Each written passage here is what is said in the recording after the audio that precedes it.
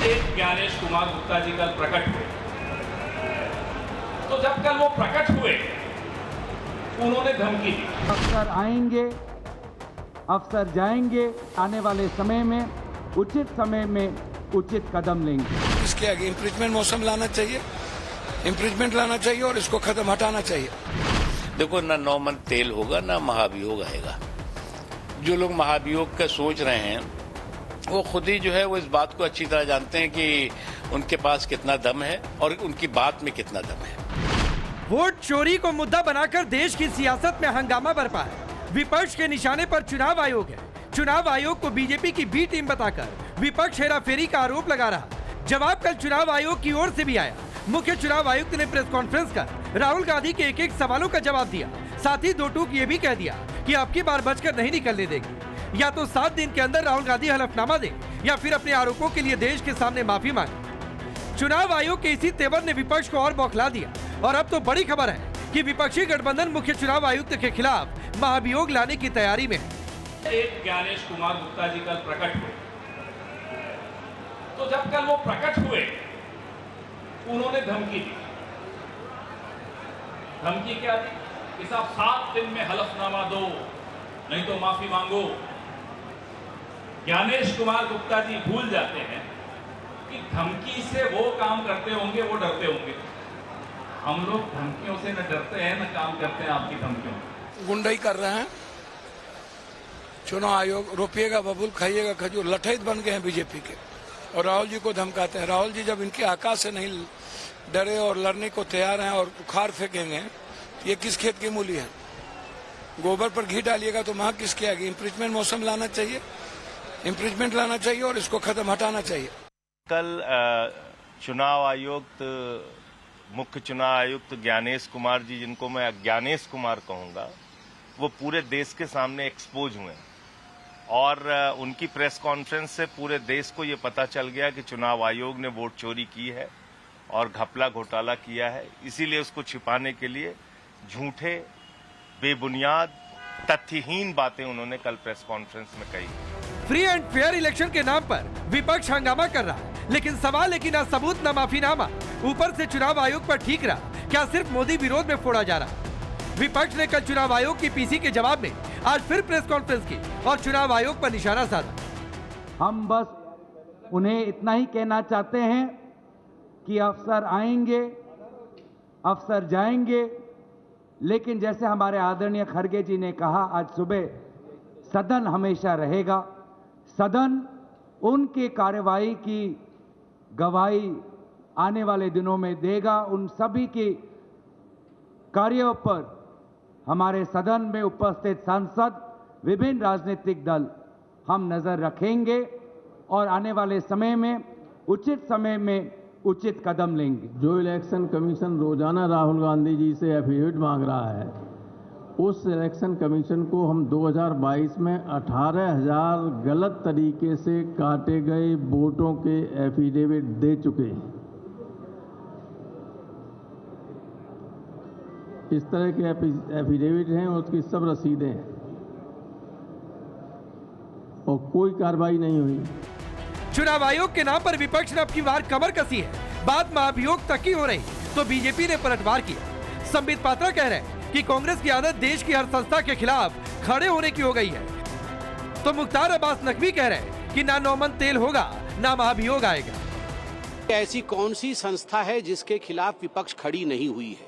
हिंदुस्तान की कौन सी संस्था है जो पॉलिटिकल पार्टी सुप्रीम कोर्ट के खिलाफ बोल सकती है, जो पॉलिटिकल पार्टी राम मंदिर के जजमेंट के पश्चात जजेस को गाली दे सकती है, जो पॉलिटिकल पार्टी इंडिया के आर्मी को छोड़ नहीं सकती है, इंडिया के आर्मी के चीफ को सड़क का गुंडा करार दे सकती है? तो स्वाभाविक रूप से आप बताइए कि इलेक्शन कमीशन के लिए भी आज जिन शब्दों का प्रयोग किया जा रहा है, अमर्यादित शब्दों का प्रयोग करना और जिस प्रकार के आक्रमण को वो कर रहे हैं, ये कहीं न कहीं दिखाता है कि राहुल गांधी और कांग्रेस पार्टी फ्रस्ट्रेशन में है और उनका एक ही ध्येय है, किसी भी कीमत पे हमें सत्ता मिलना चाहिए। देखो, ना 9 मन तेल होगा ना महाभियोग आएगा। जो लोग महाभियोग का सोच रहे हैं वो खुद ही जो है वो इस बात को अच्छी तरह जानते हैं कि उनके पास कितना दम है और उनकी बात में कितना दम है। मुख्तार अब्बास नकवी के ऐसा कहने के पीछे वजह भी है। बीजेपी को एहसास है कि महाभियोग के नाम पर शायद ही पूरा विपक्ष एकजुट हो पाए। इसका ट्रेलर भी दिखा है। महाभियोग पर सवाल अखिलेश यादव से पूछा गया तो वो इस सवाल से ये कहकर कन्नी काट गए कि लड़ाई करवा दोगे क्या। चुनाव आयोग के खिलाफ क्या आप लोग इम्पीचमेंट लाने की तैयारी कर रहे हैं? ये बात की बात है, अभी से झगड़ा करा दोगे तुम? हालांकि अखिलेश ने जाति वाला राग जरूर छेड़ा। चुनाव आयोग से आर पार की लड़ाई में अखिलेश ने किस जाति के कितने बीएलओ और एडीएम को लेकर सवाल किया।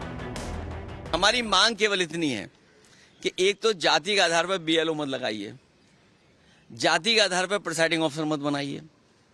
आप तय कर लेते हो कि कौन अधिकारी सूट करेगा। आप उत्तर प्रदेश का आंकड़े निकलवाइए आज, और मैं आप सबसे कह रहा हूं, सबसे, कि आज आप आंकड़े निकलवाइए कि चुनाव होगा तो किस अधिकारी के अंडर होता है, एडीएम के अंडर। अगर उस एडीएम पूरे उत्तर प्रदेश में अगर एक भी पीडीए का अधिकारी हो तो बता देना। विपक्ष के महाभियोग वाले प्रयोग पर केंद्रीय मंत्री चिराग पासवान ने भी हमला बोला और दो टूक कह दिया कि विपक्ष गलत परंपरा की शुरुआत कर रहा है। बहुत गलत है और ये बहुत गलत परंपरा की शुरुआत ये लोग कर रहे हैं। विपक्ष की भूमिका ऐसे नहीं होती है भाई। अगर कल को अगर आपके हिसाब से नहीं होगा तो आप इस तरीके से आप संवैधानिक पदों पर बैठे हुए लोगों को, संस्थाओं को आप कटघरे में लेके जाने का आप काम करेंगे। तो सवाल है कि महाभियोग वाले दांव से कांग्रेस को क्या हासिल होगा।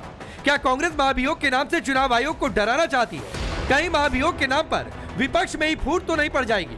सवाल ये भी कि वोट चोरी बनाम माफीनामा, इस लड़ाई का आगे अंजाम क्या होगा। सबसे बड़ा सवाल कि कांग्रेस की वोट चोरी वाली मुहिम का अंजाम कहीं पहले के फील्ड नैरेटिव जैसा तो नहीं होने वाला। ब्यूरो रिपोर्ट, टाइम्स नाउ नव भारत। चलिए अपनी रिपोर्ट देखिए। आपका परिचय मैं आज के मेहमानों से करवाता हूं। तुहिन सिन्हा भारतीय जनता पार्टी के नेता और प्रवक्ता, अनंत विजय जी वरिष्ठ पत्रकार हमारे साथ जुड़े हुए हैं, चंद्रमोहन शर्मा जी कांग्रेस पार्टी के नेता, साजिद सुपारीवाला शिवसेना उद्धव गुट के नेता और प्रवक्ता हैं, राजेश गुप्ता जी हैं आम आदमी पार्टी के नेता और प्रवक्ता। आप सभी का बहुत बहुत स्वागत है। शुरुआत चंद्रमोहन जी आपसे करता हूं। तो अब ये नया और शायद एक विकल्प बचा है कि अब चुनाव आयोग को डरा ले, धमका ले, हटा देंगे कुर्सी से।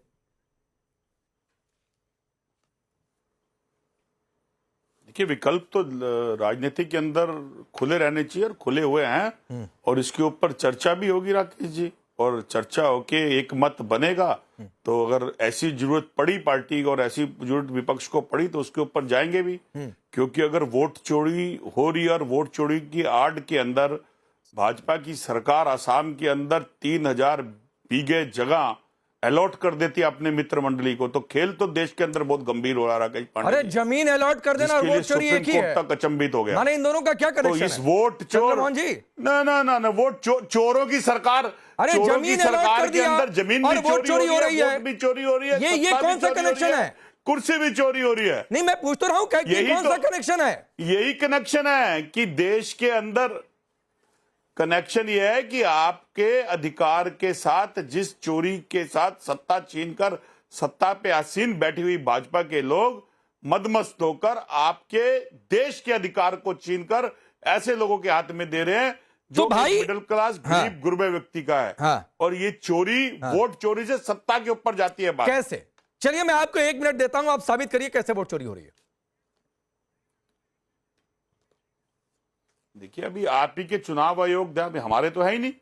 अब वो क्या कह रहे हैं कि अगर एक आदमी के 4-4 वोटर कार्ड बने हुए हैं तो वोट तो एक ही जगह देगा।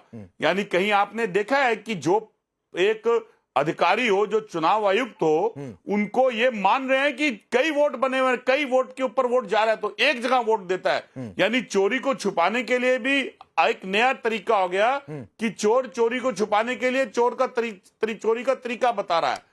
अरे देश के अंदर आप एक चुनाव, एक उसकी बात कर रहे हैं, एक देश एक चुनाव की। जो चुनाव आपसे हो रहे हैं उसके अंदर जो घपला हो रहा है, जिस चीज के घपले के साथ सरकारें चोरी हो रही है, इलेक्शन चोरी हो रही है, सत्ता चोरी हो रही है, उसके ऊपर जो नहीं, ये प्रवचन की बात नहीं। मैंने कहा था 1 मिनट दीजिए चंद्रमोहन जी और साबित करिए कि वोट चोरी कैसे हो रही है। नहीं, आपको प्रवचन लगेगा, आपकी मजबूरी है, इधर उधर की बात है। आपको प्रवचन लगेगा क्योंकि आपके प्रवचन सरकार के प्रति हैं, विपक्ष के प्रति कटु है। रखा कि एक आदमी का 4 वोटर कार्ड है। नहीं, अब आप प्रवचन की बात करेंगे तो सुनेंगे भी। हो रहा था तो या तो करेंगे तो सुनना ही पड़ेगा आपको। के साथ है, वोटर सत्यापन के साथ है, या तो उसके खिलाफ है। अगर एक आदमी का 1 से अधिक वोटर कार्ड नहीं होना चाहिए था तो ये एसआईआर से ही तय होगा। तो या तो आप उसका कभी विरोध करते हैं, कभी उसको सही करते हैं। आप लोग खुद नहीं तय कर पा रहे। तो आपके सत्य वचन ये कहते हैं आपके प्रवचन में कि 3 बार की सरकार जो मोदी जी ने बनाई है, जो 2 बार प्रचंड से जीती है, वो वोटों को बढ़ा के जीती है और अब अगली सरकार की तरफ जा रहे हैं। तो एसआईआर के थ्रू जो बढ़ाए वोट है उन्हें कम कर दिया जाए। जो नहीं, ये आपका परसेप्शन है कि एसआईआर से वोट घटाए जा रहे हैं, काटे जा रहे हैं, बढ़ाए जा रहे हैं। ये आपका परसेप्शन है चंद्रमोहन जी, ये हमारा परसेप्शन नहीं है। ये आपका पॉलिटिकल परसेप्शन है। मृत लोगों के नाम जो मर गए, जाहिर सी बात है उनका हटेगा। कुछ नए वोटर जुड़ रहे हैं, जाहिर सी बात है उनका जुड़ेगा। ये बात फिर जाकर आपको तेलंगाना में कहना चाहिए। ये बात सर प्लीज आप ये नहीं, ये बात तो अरे ये बात तो दिल्ली में भी कह रहे हैं, ये बात तो पूरे हिंदुस्तान में हो रही है। अगर अनुराग ठाकुर को 3 लोकसभा सीट की सर्वेक्षण मिल गया तो ये तो विपक्ष मांग रहा है कि आप ये हमें भी दीजिए इलेक्ट्रॉनिक डाटा। ठीक। और अगर अनुराग ठाकुर जी ये बात कह रहे हैं कि चोरी हो रही है तो सरकार जान के भी चोरी होने के बाद भी चोरी कर रही है। चलिए तुहिन सिन्हा, ठीक है मैं जवाब देता हूं। तुहिन सिन्हा कहा यह जा रहा है कि सारा डेटा आप लोगों को तो मिल जा रहा है, कांग्रेस को दूसरे दलों को नहीं मिल रहा है। यही सारा गड़बड़ हो रहा है। देखिए, ये सारे डेटा जो हैं इलेक्शन कमीशन के साइट से ही हमें मिल रहा है। तो अगर इनको नहीं मिल रहा है, एक तो मुझे नहीं लगता इनके जो ब्लॉक लेवल को जो एजेंट्स है वो सही काम करते हैं, और अभी भी जो लोग इन्होंने जांच में लगाया है वो भी लॉजिक से जो है वो चैलेंज देखते हैं। देखिए राकेश जी, बड़े दुख की बात है कि पहले ऑपरेशन सिंदूर पर और अब एसआईआर पर ना तो ये लोग सही सवाल पूछ पा रहे हैं और ना ही ये सही उत्तर समझ पा रहे हैं। राहुल गांधी के सारे सवालों का जवाब कल इलेक्शन कमीशन ने दे दिया है। क्यों उनके लिए एफिडेविट डिक्लेरेशन फॉर्म साइन करना जरूरी है, ये इलेक्शन कमीशन ने बता दिया। वो जो जीरो हाउस को लेकर इतना भ्रम फैला रहे थे, वो जीरो हाउस नंबर किसको कहते हैं वो भी बता दिया। अब अगर राहुल गांधी को स्पष्ट तौर पर 6 और दिन उनके पास हैं कि वो डिक्लेरेशन फॉर्म भरे और आगे मामला को बढ़ाएं, वो क्यों भागना चाहते हैं? ये अनुराग ठाकुर से तुलना करते हैं। अनुराग ठाकुर जी ने जो आरोप लगाए हैं, उन्होंने कुछ फैक्ट्स रखे हैं, उन्होंने इलेक्शन कमीशन पर आरोप नहीं लगाए हैं। उन्होंने कहा है कि इसीलिए एसआईआर उठे हैं, बीच में क्यों धमका रही है, पूरा करने दीजिए मेरी बात। प्रश्नों पे उठे। देखिए एक अंतर है राकेश जी, एक बहुत बड़ा अंतर है अनुराग ठाकुर जी ने कहा और राहुल गांधी जी ने जो कहा। प्रश्न पूछे अनुराग ठाकुर से तो जवाब भाजपा देगी, प्रश्न पूछो भाजपा से तो चुनाव आयोग जवाब देंगे। नहीं, मैं एक चीज, चंद्रमोहन जी एक सेकंड, मेरा एक सवाल है यहाँ पर। चंद्रमोहन जी एक मिनट, सिन्हा, मैं आपको 30 सेकंड नहीं 1 मिनट दे रहा हूं, मैं उसमें एक सवाल ऐड कर रहा हूं। आपने कहा कि हलफनामा क्यों नहीं दे रहे हैं, उधर अखिलेश यादव कह रहे हैं, आज रामगोपाल यादव जी ने फिर प्रेस कॉन्फ्रेंस में कहा और बाकायदा स्टाम्प पेपर वाला हलफनामा दिखाकर कहा कि भाई हमने 18,000 हलफनामे दिए, इन पर क्या हुआ? तो इन हलफनामों पर आपने कुछ नहीं किया, तो क्या गारंटी है कि राहुल गांधी हलफनामा दे दे तो उस पर कुछ हो जाएगा?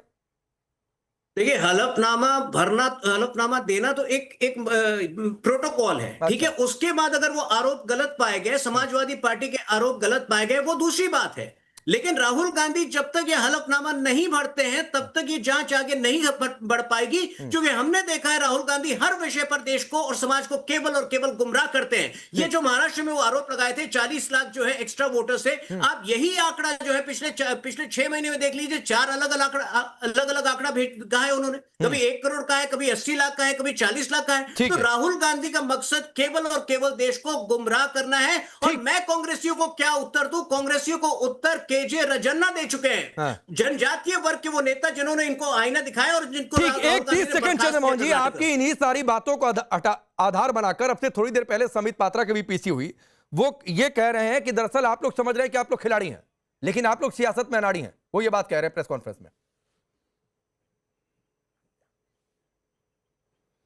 देखिए, कभी आपने देखा है कि एक अनाड़ी व्यक्ति ये जवाब दे, और किसके लिए जवाब दे? ऐसे व्यक्ति के लिए जिससे सत्ता उन्होंने किस हिसाब से जीती हो, जो प्रूफ ना कर पा रहे हो कि जो आरोप राहुल गांधी ने लगाए हैं वोट चोरी के, उसके लिए कोई भी Bharatiya Janata party election commission के पास प्रूफ नहीं है। 2002 के अंदर नरेंद्र मोदी जी जब चुनाव आयुक्त का मजाक उड़ाकर इन प्रश्नों को जवाब उठाते थे, क्या उस समय वो सही थे? क्या वो आज इन प्रश्नों के ऊपर जो विपक्ष के द्वारा उठाए गए प्रश्नों को दबा रहे हैं, और प्रश्न इलेक्शन कमीशन पे उठता है, जवाब भारतीय जनता पार्टी देती है, और प्रश्न भारतीय जनता पार्टी पे उठता है और election commission Bharatiya Janata party का प्रवक्ता बनकर जवाब देता है। तो ये गोलमाल क्या है? अरे देश का लोकतंत्र है, 145 करोड़ का जनमानस है, उस अधिकार के ऊपर आपसे मैं बताता हूं अनंत विजय जी, देने के लिए ये अनाड़ी वाली बात क्या है? ठीक है चंद्रमोहन जी, आप कह रहे हैं ना कि अनाड़ी वाली बातचीत है। अब सवाल यह उठता है कि अनाड़ी की बात शायद इसलिए कही जा रही होगी अनंत विजय, क्योंकि राहुल गांधी ने बड़ी प्रेस कॉन्फ्रेंस में कहा कि ये 00 हाउस नंबर कैसे हो गया। कल चुनाव आयुक्त ने कहा कि भाई जिसके पास अपना घर नहीं है उसका मकान नंबर कहां से होगा, तो 00 लिखना पड़ेगा। एक आदमी का कई जगह हो गया तो भाई लोग जॉब चेंज करते हैं, लोकेशन बदलती है। एक आदित्य श्रीवास्तव का नाम बड़ी जोर शोर से आया तो भाई वो 24 घंटे के अंदर मीडिया के सामने आ गया, इसीलिए अनाड़ी वाली बातचीत हो रही है। राकेश जी बिल्कुल ठीक कह रहे हैं आप, और ये सारा चुनाव आयोग ने कल स्पष्ट कर दिया। मैं एक छोटा सा आपको उदाहरण देता हूं। 2009 में देश के मुख्य चुनाव आयुक्त एन गोपाल स्वामी ने नवीन चावला को हटाने की संस्तुति राष्ट्रपति को दी थी, प्रतिभा पाटिल को। प्रतिभा पाटिल जी ने उनकी उस संस्तुति को अमान्य करार दे दिया और वही नवीन चावला जी देश के मुख्य चुनाव आयुक्त बने, जिनके नेतृत्व में 2009 का चुनाव हुआ। 2004 में कांग्रेस पार्टी को 145 सीट आई थी, 2009 में 220 सीट आई और ये बताया गया कि राहुल गांधी हैज अराइव्ड। तो क्या उस समय किसी ने ये प्रश्न उठाया था क्या कि नवीन चावला जिन पर हटाने की संस्तुति कर दी गई थी, उनके नेतृत्व में हुए चुनाव में कांग्रेस पार्टी को 20 मतलब करीब 65 सीटें अधिक मिली हैं, तो क्या ये चुनाव चोरी हो गया? तो ऐसा नहीं होता है। ये क्या है कि एक नैरेटिव बनाने का प्रयास हो रहा है और मुझे इस नैरेटिव में बांग्लादेश मॉडल दिखाई देता है, जिसमें सरकार को कटघरे में खड़ा करो। अब अगर उनको लोकतांत्रिक तरीके से नहीं हटा सकते तो उसको उसके खिलाफ एक ठीक राजेश जी, अब ये बांग्लादेश मॉडल शायद सफल नहीं हो रहा है जो बात अनंत विजय जी कह रहे हैं, इसीलिए अब इसीलिए एक जुमला लेकर आया गया है कि हम चुनाव आयुक्त को ही हटा देंगे। भले अलग बात है कि हमारे पास संख्या हो या ना हो, या विपक्ष में ही शायद फूट पड़ जाए महाभियोग पर, वो अलग बात है उनकी। देखिए, वोटिंग एंड 2/3 मेजॉरिटी से ही वो हटाया मैं आपको एक बहुत अच्छा एंकर मानता हूं। मेरी आपसे एक प्रार्थना है कि आपने 10 कमियां विपक्ष की बता दी, एक आध कभी सरकार की भी बता दीजिए। वैसे आप किसी का पक्ष ले सकते हैं, आपकी डिबेट है। सिर्फ एक बताइए जहां आपको लगता हो कि कुछ गलती सरकार से हो गई है, लेकिन खैर कोई बात नहीं। दूसरी बात यह है कि पहले तो नहीं मैं एक बात कह दूं राजेश भाई एक बात मैं कह दूं, दिक्कत यह है ना कि आप लोगों को दिखाई नहीं देता है। मैंने तुहिन सिन्हा से पूछा कि विपक्ष ये कह रहा है, समाजवादी पार्टी बोली कि भाई 18,000 हलफनामे दिए, इसका क्या हो गया? तो क्या गारंटी है कि राहुल गांधी हलफनामा दे दें तो उस पर कुछ हो जाए? तो ये सवाल आपको नहीं दिखा, आपको आपके हिस्से वाला सवाल दिख जाएगा, उनके हिस्से वाला सवाल नहीं दिखेगा। दिक्कत ये, खैर आप अपनी बात पूरी करिए। दिक्कत कुछ नहीं है, मैं आपको एक बात बता दूं, मैं रोड डिबेट करता हूं और आप जितने आपके साथी एंकर से उनसे पूछ सकते हैं। मैं बहुत ही सटल तरीके से बात करता हूं, ना चिल्लाता ना शोर मचाता। अब आई राष्ट्रवाद की बात, तो बात सुनिए। इसी इलेक्शन कमीशन ने अभी कुछ दिनों पहले सुप्रीम कोर्ट के लिए कहा कि हम कोई डेटा नहीं दे सकते, लेकिन जब सुप्रीम कोर्ट ने कहा तो उनको वो डेटा देना पड़ा। उससे क्या हो गया? पहले तो कह रहे थे पता नहीं क्या हो जाएगा, बवाल आ जाएगा। अब कहते हैं कि हम वीडियो नहीं दे सकते क्योंकि बहन बेटियों की बात है। आप लोग खुद एग्जिट पोल करते हैं, पूछते हैं ना उन्हीं महिलाओं से, उन्हीं माताओं से, उन्हीं बहनों से क्या हुआ, किसको वोट दिया, और आप एग्जिट पोल दिखाते हैं, सारे चुनावों के अंदर बड़े बड़े होकर दिखाते हैं। लेकिन उसके बाद में भी कोई प्राइवेसी खराब हो जाती है। अरे भाई उनसे पूछ के दिखाना होता है, उससे क्या हो गया? वोट देने जा रहे हो तो बहुत अच्छी बात है। राजेश जी सुनिए ना, राजेश जी आप कह रहे हैं कि हम एग्जिट पोल करते हैं, तो एग्जिट पोल का नतीजा दिखाते हैं, आंकड़ा दिखाते हैं, सैंपल कितने का है, किन किन लोगों से जाकर पूछा, उनका नाम पता नहीं बताते टेलीविजन स्क्रीन पर। अरे मेरे भाई रुक जाओ, अरे कैसी बातें कर रहे हो आप लोग? पूछते हो वहां पे जाके? अरे पूछते हैं भाई, दे दिया किसको? मैं पूछ तो रहा हूं कि अगर मान लीजिए 1 लाख का सैंपल है तो हम बताते हैं कि 1 लाख का सैंपल है, इन शहरों में इतने लोगों से पूछा। लेकिन किन किन लोगों से पूछा, उसका वीडियो और उनका कागज, उनकी डिटेल थोड़े नहीं सार्वजनिक करते हैं। मेरे भाई अजीब बात है। एक मिनट मेरी बात सुनो। आपने शायद कभी चुनाव लड़ा नहीं है, मैं 3 चुनाव मैं पत्रकार हूं, नेता थोड़े नहीं कि चुनाव लड़ूंगा। समझिए, मैं पत्रकार हूं, नेता थोड़े नहीं हो कि चुनाव लड़ूंगा। आप लड़ सकते हैं। नहीं सर, नहीं मैं नहीं लड़ सकता हूं। आपकी पार्टी में शायद सर ये चलन है कि आप पत्रकारों को नेता बनाकर लाते हैं अपनी पार्टी में, वो एक अलग बात है। मेरे भाई मेरी बात सुनो। देखो मैं क्या करूं, आप क्यों इतना चिल्ला रहे हो? मुझे बोलने तो दो। मैं आपसे ये कह रहा हूं कि चुनाव जब लड़ा जाता है, मैं आपको एक बात बता रहा हूं कि जिस तरीके से डॉक्यूमेंट्स होते हैं, उनमें लिखा होता है, फोटो भी लगी होती है, नाम पता लिखा होता है, सारी लिस्ट आती है ना। आपके पास भी हो सकती है, मेरे पास भी, सब मालूम है। हर नेता को पता होता है कि यहाँ ये आदमी रहता है, इस घर में ये औरत रहती है। इसमें प्राइवेसी की कोई दिक्कत नहीं है, उसकी डिटेल्स होती है, फोन नंबर नहीं होता, एड्रेस वगैरह सब होता है ना।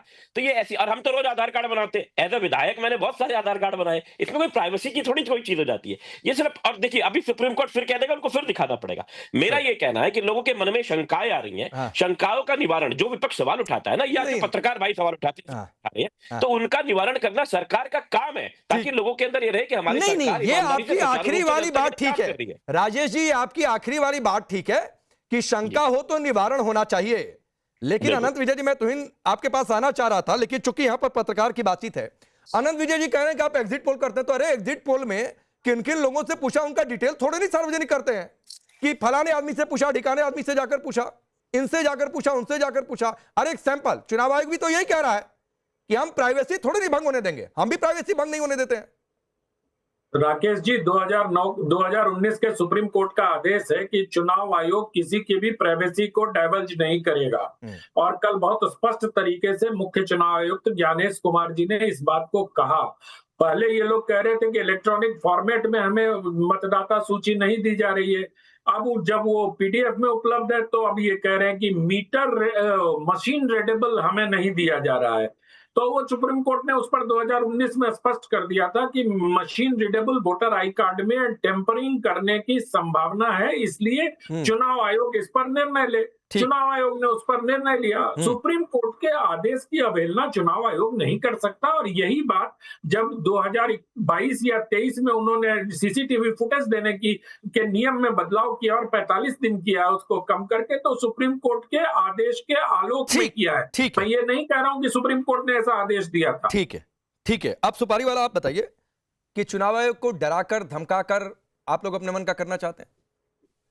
मुझे पहले तो ये समझ में नहीं आ रहा है, हमारा इतना संवैधानिक देश है, हमें पूरा हक है सवाल करने का। इसमें डराने धमकाने की बात तो बहुत दूर की है, हमें पूरा हक है सवाल करने का। और राहुल गांधी जी ने जो फैक्ट्स एंड फिगर्स सामने लाए हैं, उसके बाद इनको ये कहा जाता है कि 1 हफ्ते में माफी मांगो। ये कहाँ का संविधान है, कहाँ जा रहा है हमारा देश? मैं तो बड़ा ताज्जुब में हूँ कि ये इस तरह से बर्ताव क्यों किया जाता है एक नेता के साथ, एक ऑपोजिशन लीडर के साथ। अगर बीजेपी को और सरकार को कोई ऑपोजिशन चाहिए ही नहीं तो बोल दे आज नेशनल टेलीविजन पे कि हमें कोई ऑपोजिशन चाहिए ही नहीं, हम अपनी मनमानी करेंगे।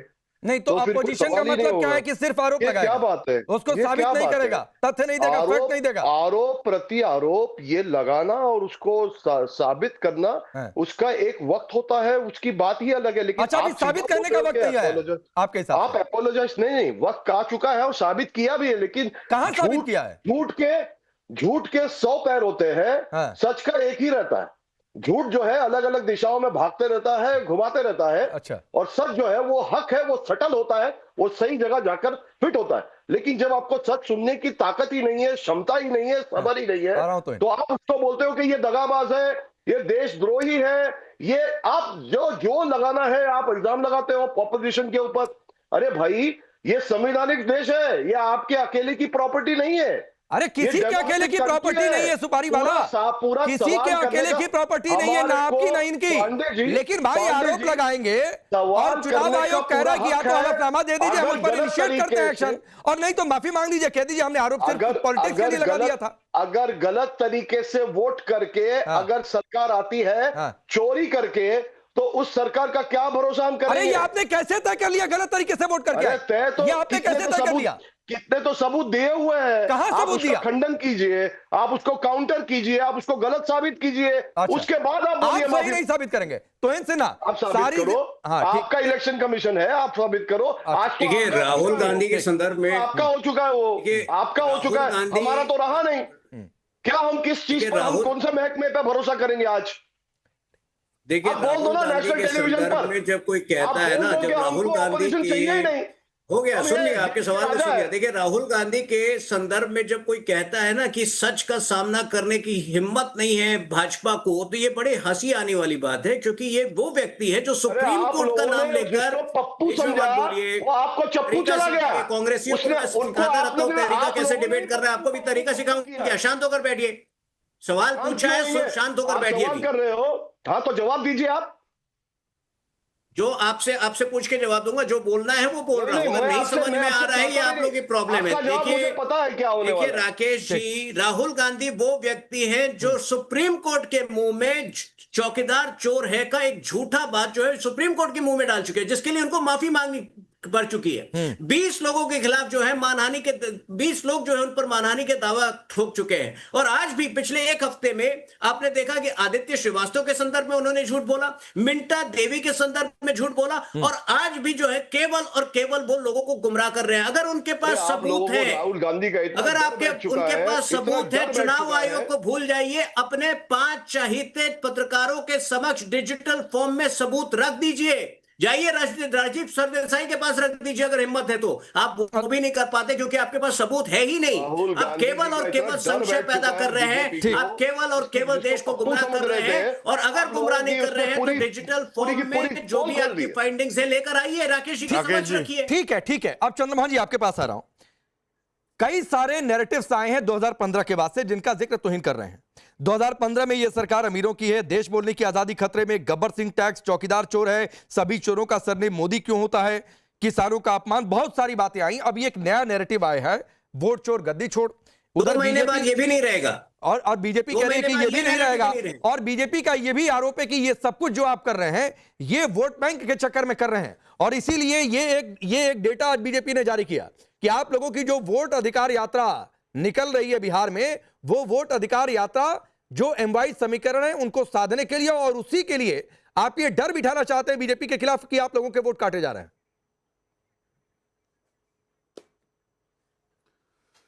देखिए राकेश पांडा जी, राहुल गांधी का डर और विपक्ष का डर तो इस कदर हैवी है भारतीय जनता पार्टी के उन प्रशासनिक अधिकारियों पे और भारतीय जनता पार्टी के कि बात से बात निकलती है तो बहुत दूर चली जाती है।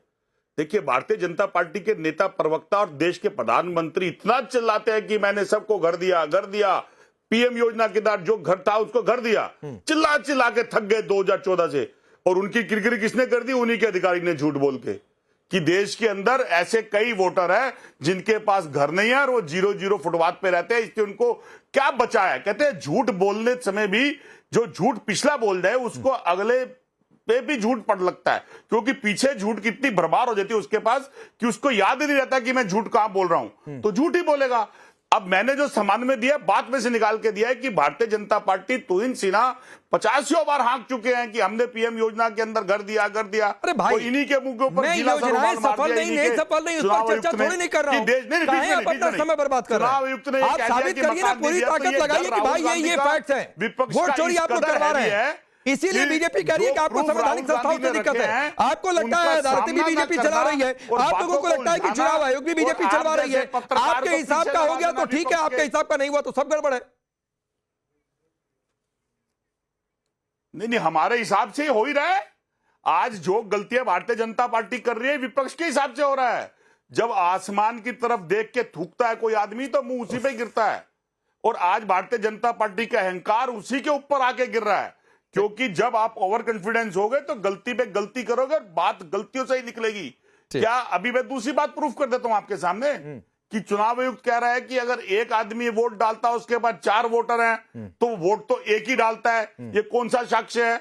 ये कौन सा साक्ष्य है जो मैंने आपसे बोला कि देश के अंदर जो मकान पे रोक रहते हैं उनका 0-0 का एड्रेस और कुछ के पिता के नाम, कुत्ते का नाम डोनट आ जाता है। अरे फिर वही बात है, आप एक जगह नहीं टिक पाते हैं। चंद्रमोहन जी, आप लोगों के साथ दिक्कत यही है। आप कह रहे हैं कि 4 लोग का वोटर कार्ड है, एक जगह टिक चुनाव पाते हैं, आयोग ने कहा कि एक ही वोट पड़ता है, फिर आप एसआईआर का भी विरोध करते हैं। सरकार की आप कहते हैं 0-0 मकान नंबर कैसे हो गया? चुनाव आयोग कह रहे हैं जिसका घर नहीं उसका 0-0 नहीं लिखेंगे तो क्या लिखेंगे? आपको ये सामान्य बात भी नहीं समझ में आती है। और जब तर्क नहीं बढ़ते तो क्या तो चुनाव आयोग तो हटाओ, ये हमारे हिसाब का नहीं है। नहीं तो आपको सामान्य सी बात तुहिन सिन्हा से पूछ लेते कि इतना शोर काहे मचाए रहे कि हमने हर घर वोट दिया और हर घर मकान दिया। अगर मकान दिया तो फिर उन्हीं के लिए चुनाव आयोग कह रहे हैं कि 0-0 के मकान फुटपाथ पे हैं। अरे झूठ बोलने की भी हद होती है कोई? नहीं, मतलब आपके हिसाब से जिसके पास घर नहीं है, आपके हिसाब से जिसके पास घर नहीं है जो फुटपाथ पर रह रहा है उसको वोट डालने का अधिकार नहीं होना चाहिए।